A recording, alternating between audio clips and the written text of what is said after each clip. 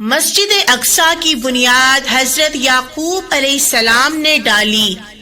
آپ صلی اللہ علیہ وآلہ وسلم مکہ سے یہاں پہنچے اور پھر یہیں سے سفر معراج کے لیے تشریف لے گئے۔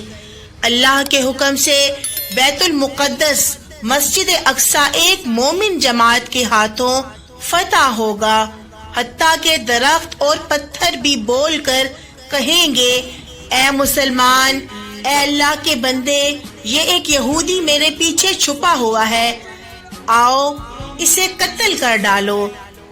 مسلمانوں کا قبلہ اول بیت المقدس ہے، جبکہ یورپ کے لوگ اس کو یروشلم کے نام سے پکارتے ہیں، جبکہ عربی زبان میں اس کا نام القدس یعنی پاک ہے۔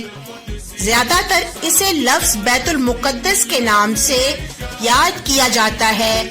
اس سے مراد وہ مقدس مبارک گھر ہے جس کے ذریعے گناہوں سے انسان پاک ہو جاتا ہے۔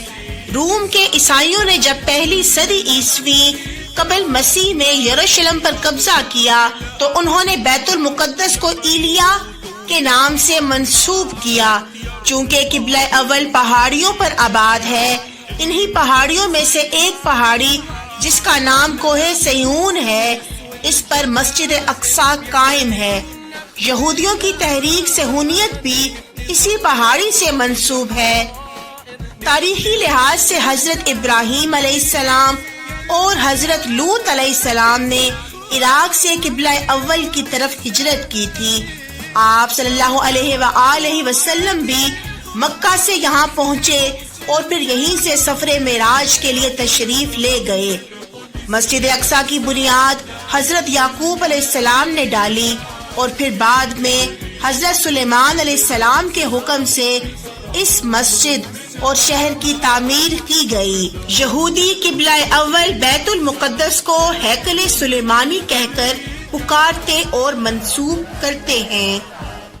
تقریباً 586 قبل مسیح میں عراق کے شاہ بخت نصر نے بیت المقدس کو مسمار کر دیا۔ بخت نصر کے بعد فارس کے بادشاہ نے فتح بابل کے بعد بنی اسرائیلیوں کو فلسطین جانے کی اجازت دے دی۔ بیت المقدس ایک بار پھر سے آباد اور تعمیر کیا گیا۔ 70 عیسوی میں روم کے عیسائیوں کے ہاتھوں قبلہ اول دوسری بار مسمار ہوا اور ایک بار پھر یہودیوں کو فلسطین سے جلا وطنی کا سامنا کرنا پڑا، اور جب روم کے عیسائیوں نے عیسائیت قبول کی تو قبلہ اول میں چرچ کی تعمیرات کی گئیں۔ جب آپ صلی اللہ علیہ وآلہ وسلم اس دنیا میں تشریف لائے تو اس وقت قبلہ اول پر سلطنت روم عیسائیوں کا قبضہ تھا۔ سلطنت روم اس وقت بہت طاقتور اور با اختیار حکومت تھی۔ انہی حالات میں اللہ کے نبی حضرت محمد مصطفیٰ صلی اللہ علیہ وآلہ وسلم نے مسلمانوں کے ہاتھوں بیت المقدس فتح ہونے کی خوشخبری سنائی اور اسے قیامت کی چوتھی نشانیوں میں شمار کیا، جیسا کہ عوف بن مالک رضی اللہ تعالی عنہما کی حدیث میں ہے کہ آپ صلی اللہ علیہ وآلہ وسلم نے فرمایا، 6 نشانیاں قیامت سے پہلے شمار کر لو، اور ان میں سے ایک نشانی آپ نے قبلہ اول بیت المقدس کی فتح کو قرار دیا۔ حضرت عمر بن خطاب کے دور میں بغیر لڑائی کیے بیت المقدس فتح ہوا۔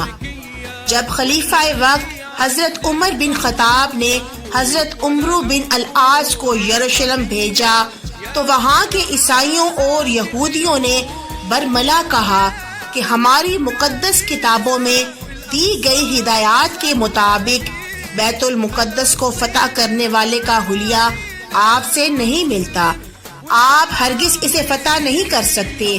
حضرت عمرو بن العاص نے خلیفہ وقت حضرت عمر بن خطاب کو خط میں تمام احوال لکھ بھیجی، اور پھر حضرت عمر بن خطاب کے قبلہ اول پہنچتے ہی چابیاں آپ کے حوالے کی گئیں، کیونکہ آپ حضرت عمر رضی اللہ تعالی عنہما کا حلیہ مبارک عیسائیوں اور یہودیوں کی مقدس کتب میں دی گئی ہدایات کے عین مطابق تھا۔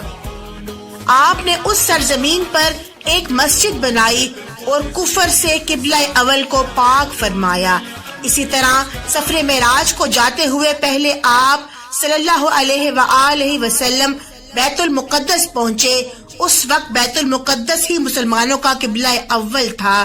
حضرت عمر بن خطاب کے دور خلافت میں رومی عیسائیوں سے ایک میثاق کے تحت قبلہ اول بیت المقدس پر مسلمانوں کا قبضہ ہو گیا، اور یوں خلیفہ وقت عبد المالک کے دور میں مسجد اقصی کی تعمیر عمل میں لائی گئی، اور اس طرح جب مسلمانوں کی یورپی صلیبیوں کے ساتھ پہلی صلیبی جنگ لڑی گئی تو انہوں نے 70,000 مسلمانوں کو شہید کر کے ایک بار پھر قبلہ اول بیت المقدس پر قبضہ کر لیا۔ جب سلطان صلاح الدین ایوبی نے قبلہ اول بیت المقدس کو عیسائیوں کے چنگل سے آزاد کرایا، ان کا سب سے عظیم کارنامہ یہ تھا کہ انہوں نے عیسائیوں سے مسلمانوں کے قتل عام کا بدلہ نہیں لیا۔ عرب مسلمانوں نے لگ بھگ 761 سال تک قبلہ اول کی حفاظت اور دیکھ بھال میں گزار دیے۔ جس قوم نے کبھی ان ظالموں کو اس سرزمین کی طرف بڑھنے نہیں دیا تھا، آج ان کے جوش اتنے ٹھنڈے پڑ گئے ہیں کہ وہ کسی صلاح الدین ایوبی کا انتظار کرنے لگ گئے کہ کب وہ آئے اور قبلہ اول پھر سے آزاد کروائے۔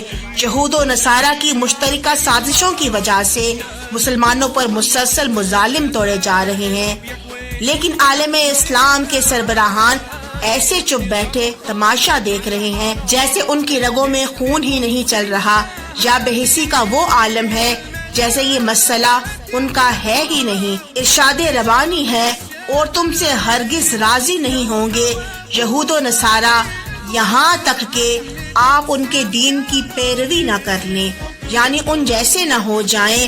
یہودی لابی اپنے مشن کے مطابق اپنا کام پورا کرنے میں سرگرم ہے، چاہے وہ دولت کے ڈھیر لگا کر کیا جائے، یا کرونا جیسے وائرس کے پھیلاؤ سے کیا جائے، یا پھر زور بازو سے کرایا جائے، کیونکہ مسلمانوں میں اتنا دم نہیں ہے کہ وہ اٹھ کھڑے ہوں، لہٰذا وہ ہر ایک کو الگ الگ اور مختلف طریقہ کاروں سے کمزور اور بے بس کرتے جا رہے ہیں۔ اور مسلمانوں کی ضلالت اور تباہی کی نشانی یہ ہے کہ انہوں نے اللہ اور اس کے رسول صلی اللہ علیہ وآلہ وسلم کی تعلیمات کو پسے پشت ڈال کر یہود و نصارہ سے دوستیاں قائم کر لی، اور نتیجہ یہ ہے کہ آج کہیں بھی سکون میسر نہیں، اور نہ ہی کہیں پر مسلمان سیو ہے۔